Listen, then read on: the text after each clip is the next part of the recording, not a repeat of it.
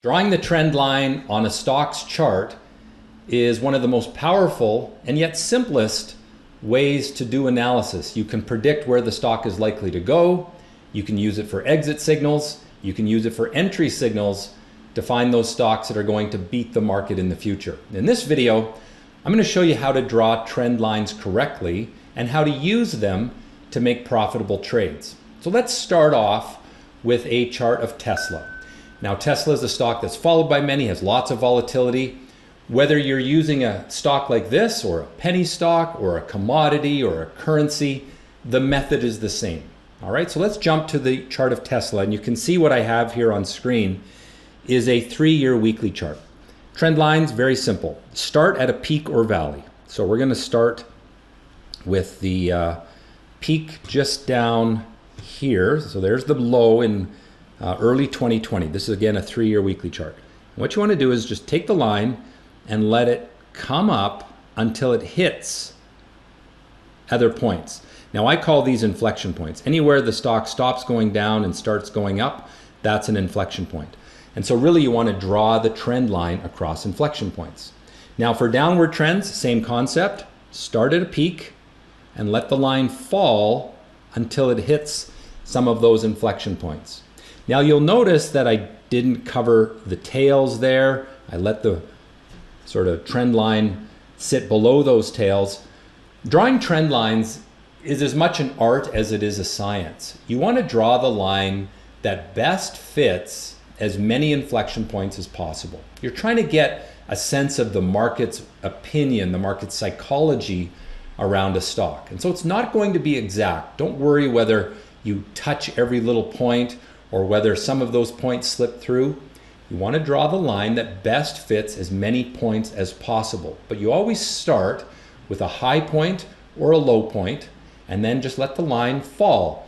The metaphor I like to use is if you were to drop a 2x4 on a hill that was rocky, where would it hit? Where would it sit? And that's what these are. These are little inflection points along the way, and you just let the line sit along as many as possible. There's inflection points. Let the line sit on as many as possible. Now, you can do this on multiple time frames. So this chart is a weekly chart going back 3 years. But I could also make this a daily chart. So I could go 1 year daily. One of the nice things about the charts at Stockscores.com is that you can quickly change the time frames. And it's such an important thing to do because a stock can have a very different picture depending upon the time frame that you're looking at. So here's my line again. I'm just going to let it fall until it hits some of those points. Now, I'm letting it touch this point, but if I let it fall down to these points, I'd actually have a line that better fit more points. And so this is the correct one. This one, it's not incorrect, but it's not as good as the latter one. You ultimately want a line that hits as many points as possible. Now you can go shorter term as well. I could draw a line like this, and that's a reasonable trend line for this time period, which was 4 months long. The trend line for the year is this one. And so you always want to think in those terms. I could draw another trend line here. Take the line, let it fall to where it hits as many points as possible, and there I have it. Hey, I hope you're enjoying this video. If you want to learn more about how I trade the market, how I invest in the market, I encourage you to join me for one of my free presentations. They're more like an hour long, a deeper dive into trading, and you're going to learn some really valuable things that'll help you do better in the market. To register, they're all free. Go to Stockscores.com, go to Trader Training, upcoming events, and there you will see a list of all the different events that are coming up, and you can register online right away. You'll get an email confirmation, and I'll see you at one of those presentations. Now let's talk about trend reversals. Typically, it's not enough for the trend line just to be broken. For downward trends to be broken, you want to have a break of the trend after the build of a rising bottom. I'll show you this in a moment. And for upward trends to be broken, you want to have a break of the trend line after the build of a falling top. So let's use this example right here. We've got our downward trend line and we're breaking it here. But what makes that important is that this low floor is a little bit higher than this one. That means the momentum is turning. And you can see the result. The stock went up for about 6 weeks. This downward trend line was broken after the build of a slight rising bottom, and that resulted in the stock rising. Now notice it only rose up to the trend line that was started here, and then I used these points to define that downward trend line. And so I let the line fall, and isn't it amazing how that's exactly where the stock got stuck? Now you can see this over and over again. Don't take my word for it. Sure, I could have shown one good example that demonstrates this. But if you apply these principles to chart after chart after chart, you'll see these things come up over and over again. Now the next concept I want to talk about is parabolic trends, because it's a very important concept, especially when you have a hot stock that's really doing well and you want to lock in as much profit as possible. You need to understand that parabolic trends require a more aggressive exit strategy. So let's go back to the chart of Tesla on a 3-year weekly time frame. And I'm going to draw my trend line that started in 2020. I'm just going to bring it up across this inflection point. Now, a parabolic trend occurs when price runs up and away from the trend line. So you can see that up here we are far above the trend line. When that happens, you want to take the first breakdown, because it's always likely that the stock is going to pull back down to the trend line. Here's another one, a parabolic trend, and it pulled down to the upward trend line. And so when you get this first breakdown, this break of the steep upward trend, again here, the steep upward trend is broken there. Those are strong sell signals, with the expectation that the stock is going to come back down to the trend line. When it comes back down to the trend line, you can then watch for a break of that trend, the pullback trend. So there's the upward trend line. It pulls back to the trend, and then it breaks up off of the trend line, and it starts the next wave up. Now it doesn't always work.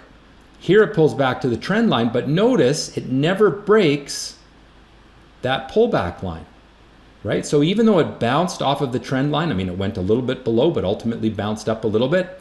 It was a failed bounce off of the trend line because it didn't break the pullback. Also notice that the long-term trend was ultimately broken here from a falling top. And it made a falling top here and a falling top there. And it broke that upward trend line. And what has happened since? The stock has gone into a downward trend. So when will this stock be worth buying again?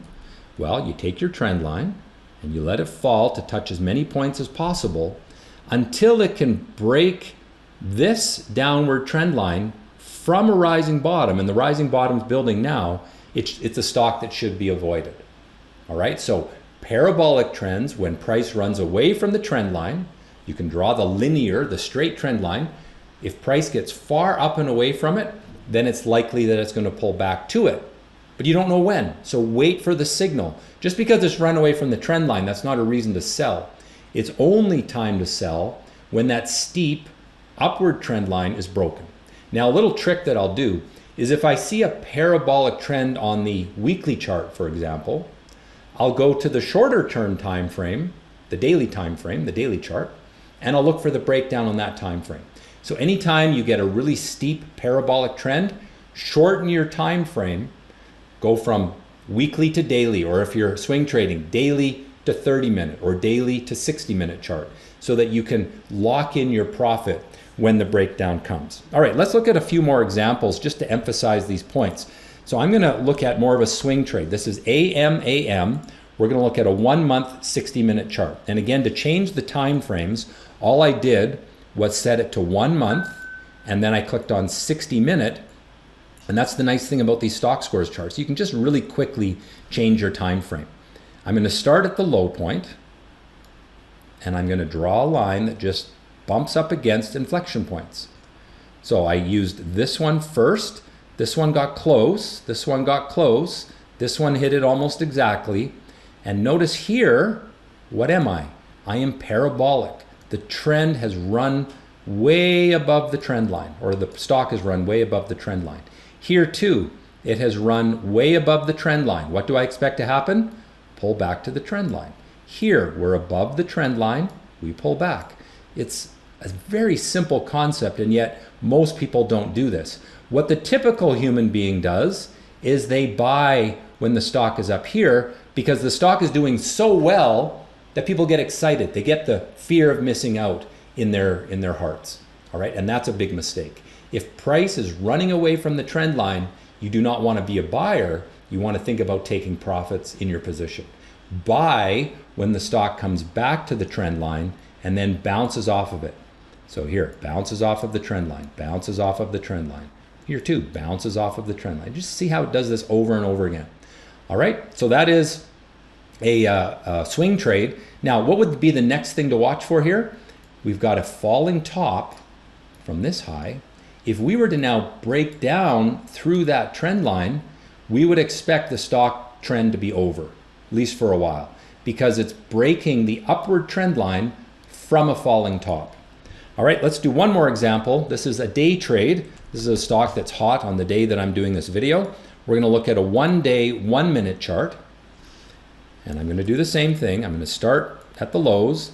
I'm gonna let my line come up. And then it goes steeper. So I'm gonna start at this low and let my line touch across as many of those as possible.